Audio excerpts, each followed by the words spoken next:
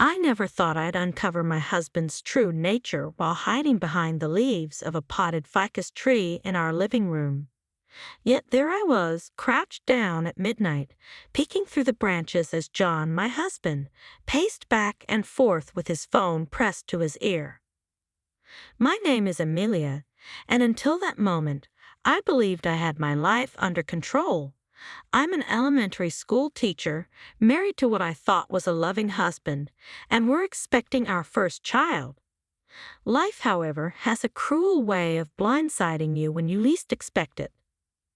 "Look, Mom, Grace Loss's death changes everything," John whispered into his phone, completely unaware that I was just a few feet away, concealed by the plant. "Amelia's too emotional right now to think clearly about the inheritance. This is our chance." I clamped a hand over my mouth, stifling a gasp. My father had died just 1 week ago, and now here was my husband scheming about my inheritance in the middle of the night. "No, listen," he continued, his voice smooth and persuasive, a tone I once found endearing. "Once the shares are transferred, we can push for a quick sale. The company is worth millions. Amelia doesn't need to know the details until it's done." My legs began to cramp from squatting, but I didn't dare move. I had only come downstairs for a glass of water, but John's secretive tone had stopped me in my tracks. "Of course I feel bad about it," he said, running a hand through his hair, a gesture I now realized might have been calculated rather than nervous. "But think about it. We could finally get you and Dad out of debt and get that house in Palm Springs you've always wanted." The room spun around me. I pressed one hand against the wall to steady myself, the other instinctively resting on my barely noticeable baby bump. For years of marriage, I had never heard this cold, calculating side of John. His voice was almost predatory. "Just keep this between us for now," he said. "I've already talked to Robert about the legal angles. We just need to wait for the right moment to suggest it to Amelia. You know how she gets about her father's legacy." He was right. I did get emotional about my father's legacy. My dad had built his automotive company from nothing, working endless hours while still making time to teach me piano every Sunday. He believed in hard work and integrity above all else. John ended the call and headed upstairs. I waited until I could no longer hear his footsteps before emerging from my hiding spot. My thirst was long forgotten as I stood frozen in place. The moonlight streaming through the bay windows now felt cold and harsh, highlighting the expensive furniture John had insisted we buy. Furniture I now realized had been paid for with my family's money. My phone buzzed in my pocket, jolting me back to reality. It was a text from Emily, my best friend since college. "Emily can't sleep. Saw you were online. Everything okay?" I stared at the message, my fingers hovering over the keyboard. How could I even begin to explain what had just happened? That my husband, the man I loved and trusted, was plotting to steal my inheritance while I carried his child. That he wasn't the man I thought he was, but a smooth-talking con artist. I typed back, "Need to talk. Breakfast tomorrow. Important." Her response came almost immediately. "Usual place, 7 a.m. should I be worried?" I glanced around the living room, taking in the carefully curated photos of our supposedly perfect life. There was John and me on our honeymoon in Bali, John beaming at our wedding, where he charmed everyone with his tearful vows, and countless family gatherings where he played the role of the devoted son-in-law. "Not worried," I replied, "just angry and planning." The next morning, I sat across from Emily at our favorite breakfast spot. She listened intently as I recounted everything, her lawyer instincts kicking in as she methodically stirred her coffee. "That manipulative bastard," Emily said finally, her voice sharp with anger. "Have you checked her accounts, joint and personal?" I nodded, Pulling out my phone, I already did. Nothing seems out of place yet. But my voice trailed off as my screen lit up with a text from John. John having lunch with Mom and Dad today. They want to discuss some investment opportunities for the inheritance. Join us. My stomach churned. They're moving faster than I thought, I said, showing Emily the message. She leaned back, her expression thoughtful. You know Jay's law firm specializes in corporate acquisitions. I looked at her. What are you saying? I'm saying this might go beyond just John and his parents. Has anyone unusual been hanging around your dad's company lately? Before I could answer, the cafe door chimed. I froze as I heard my mother-in-law's unmistakable voice ring out. Amelia, what a surprise. Emily's eyes widened, but I forced a smile as Maureen approached our table, her designer purse swinging at her side. She looked freshly coiffed, no doubt after another expensive trip to the salon, likely paid for with my family's money. Just grabbing breakfast with Emily, I said, my voice strained but steady. How are you? Wonderful, and look at you, glowing and so pregnant. Maureen gushed, patting my stomach without asking.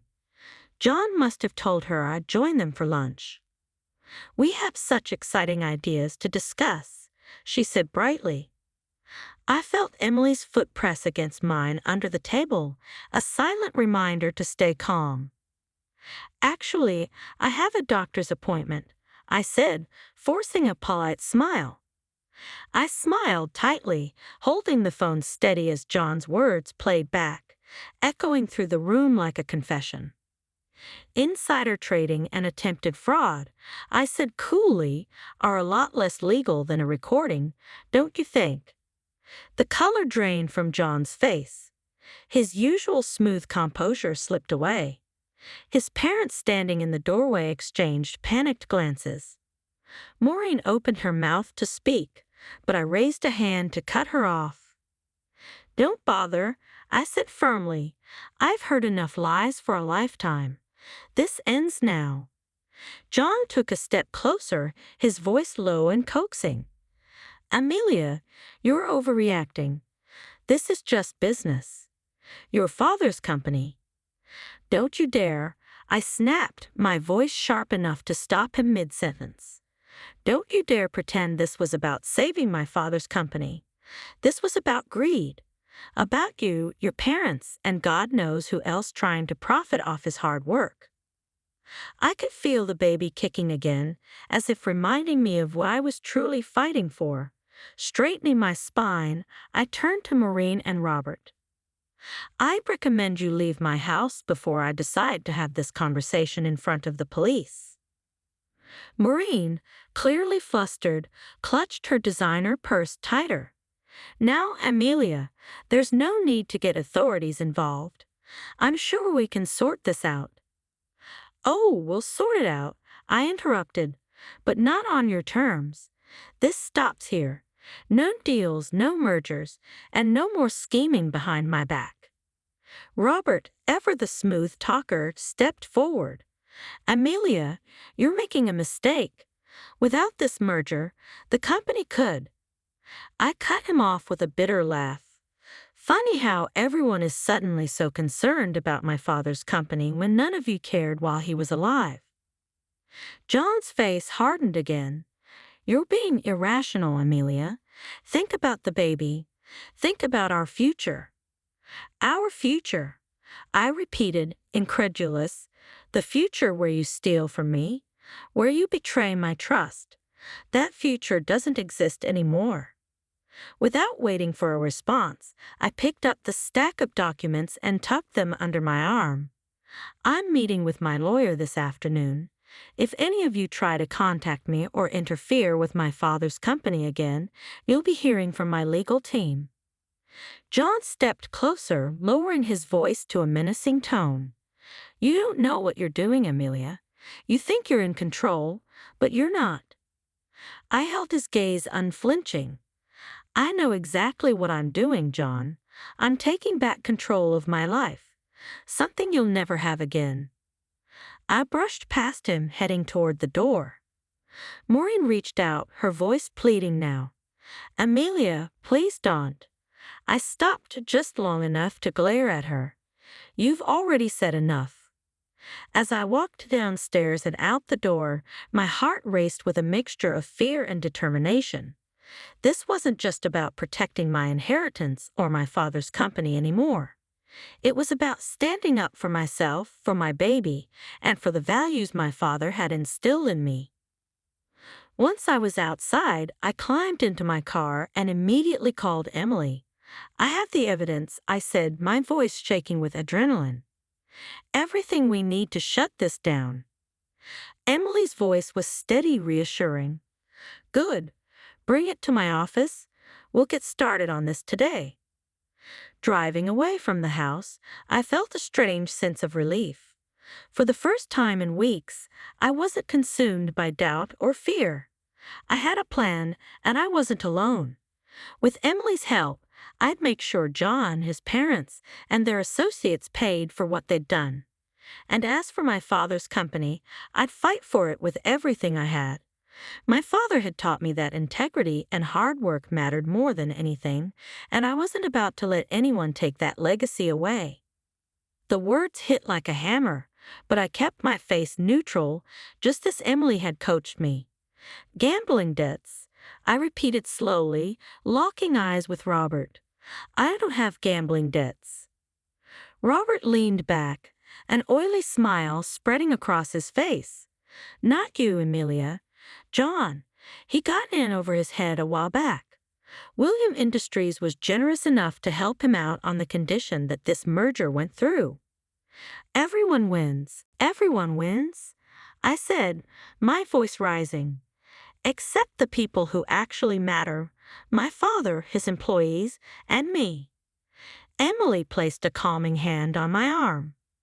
Robert, she said, her voice sharp and professional, this proposal sounds a lot like extortion. And if that's true, you're admitting to a criminal act. Are you sure you want to go down this road?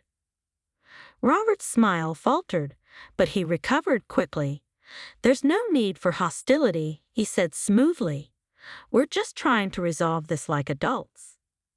I folded my arms, leaning forward. Adults don't lie, cheat, and steal from grieving families.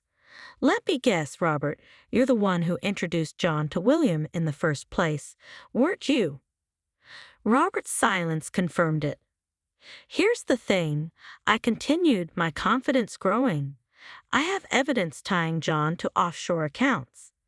Evidence of meetings with William's CEO, and evidence that this entire scheme was orchestrated well before my father's death. You might want to think about your next move very carefully, Robert, because I have no problem going to the authorities. Robert shifted uncomfortably in his chair, his usual charm starting to crumble.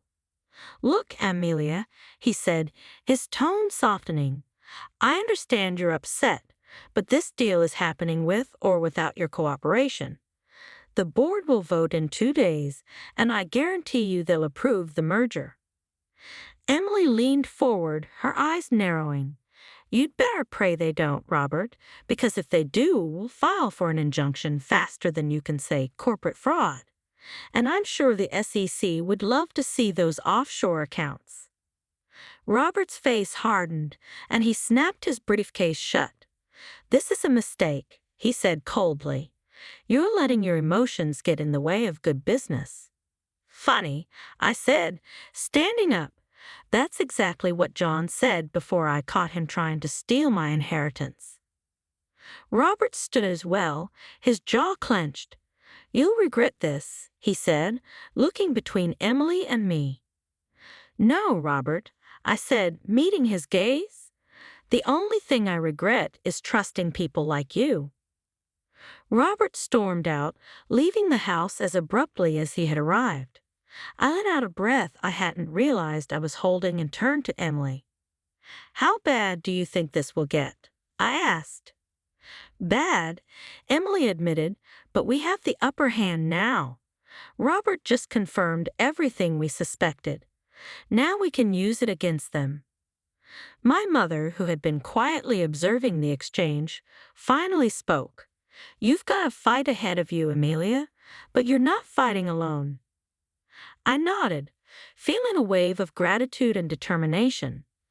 "I know, and I'm ready for the next few days."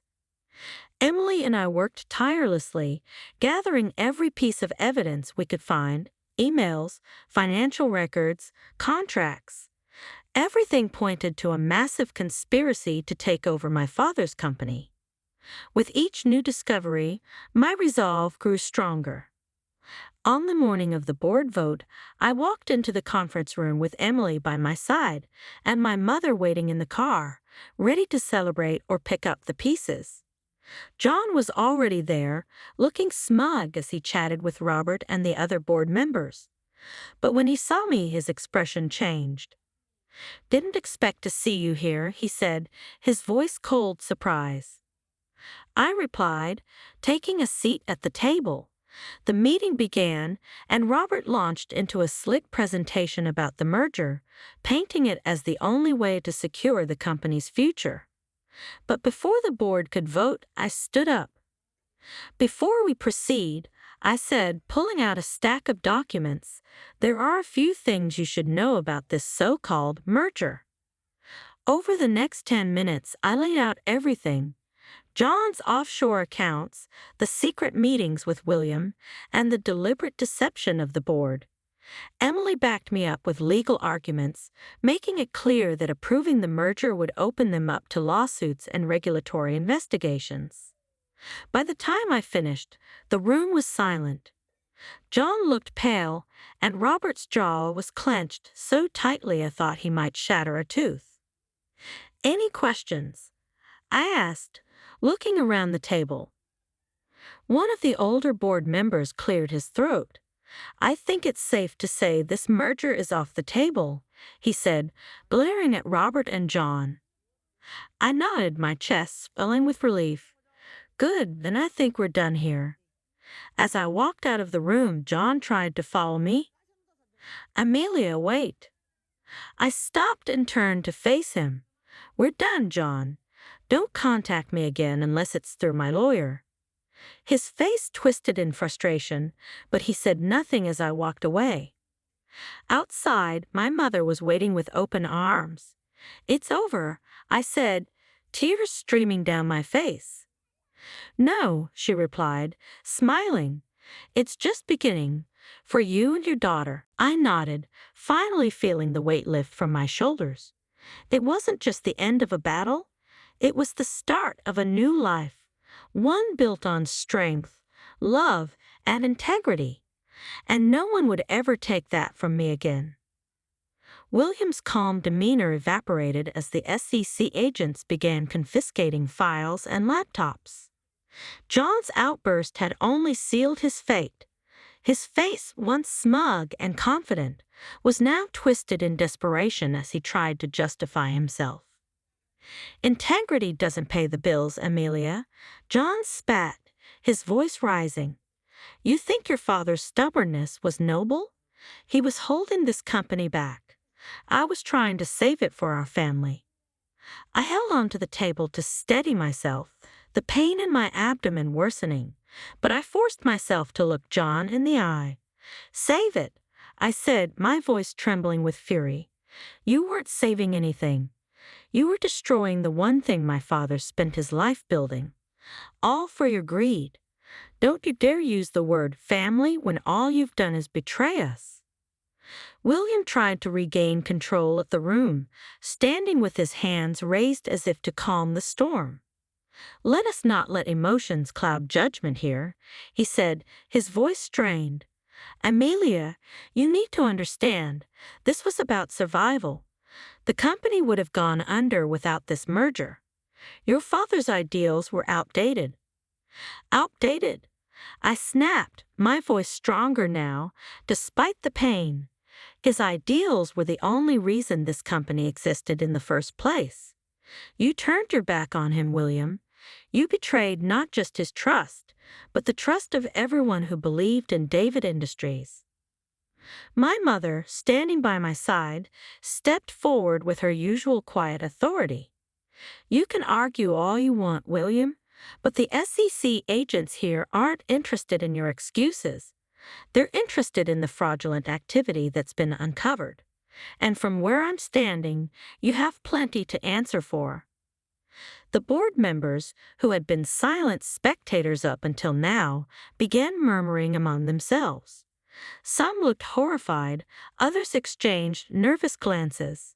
It was clear that no one wanted to be caught on the wrong side of what was unfolding. Emily stood, her laptop now closed, and in the hands of an agent. The evidence we've presented speaks for itself. The manipulation of stock prices, the creation of shell companies, and the offshore accounts all lead back to Mr. William and Mr. John. This isn't just unethical, it's illegal. John's face turned red with anger. You think you've won, Amelia. This isn't over. You're nothing without me, and you'll regret this. I straightened my hand, instinctively resting on my belly as I stared him down. You're wrong, John. I'm everything without you. And if there's one thing I regret, it's ever trusting you.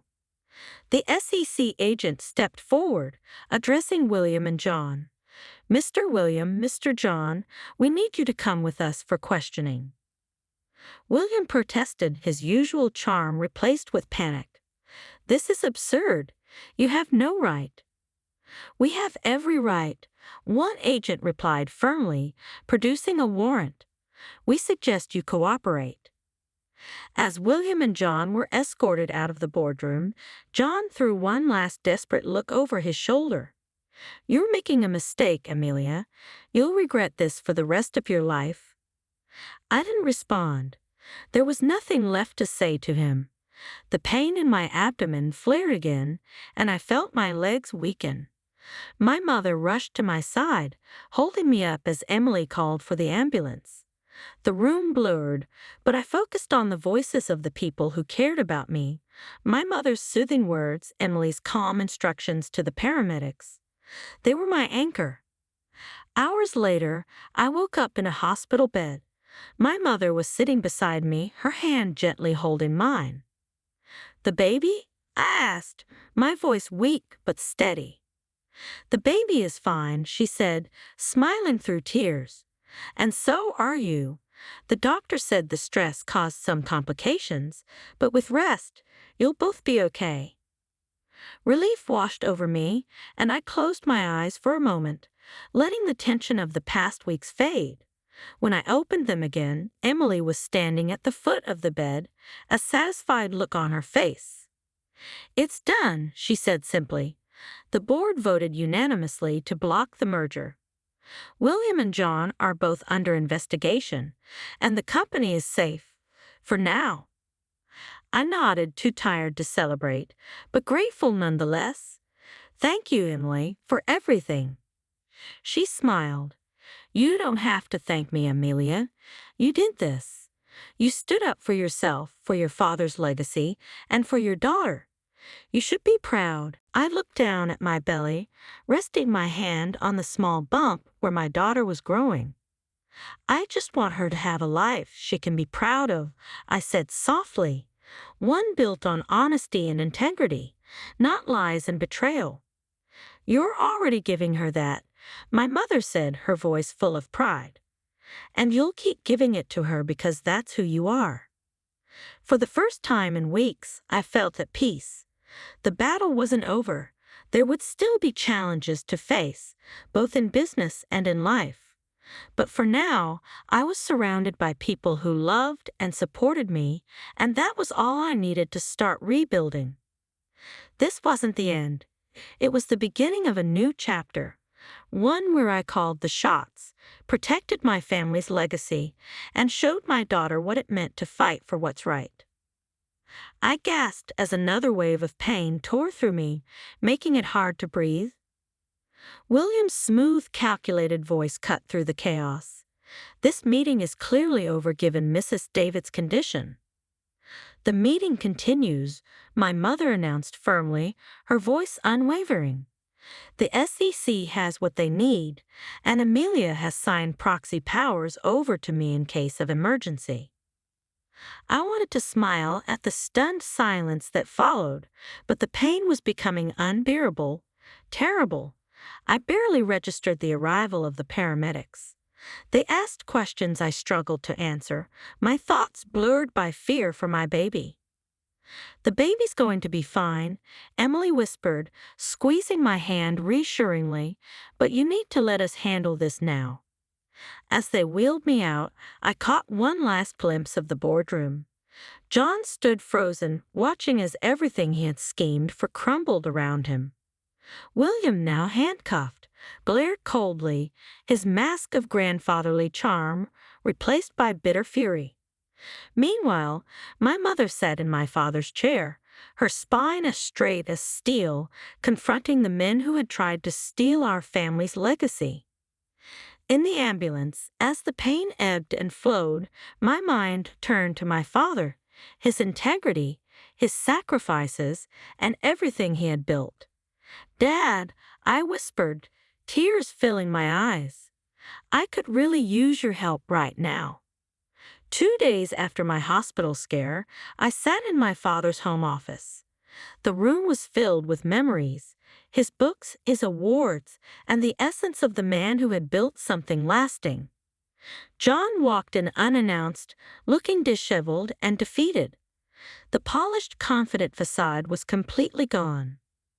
"You shouldn't be here," I said coldly, one hand protectively resting on my belly. The doctors had managed to stop my premature labor, but I was still under strict orders to avoid stress. "William was arrested this morning," John said, his voice cracking. "The SEC is freezing accounts. They're calling it the biggest corporate fraud case in the state's history." "I know," I replied evenly, keeping my voice steady. "I signed the final statements an hour ago." John moved closer, desperation evident in every step.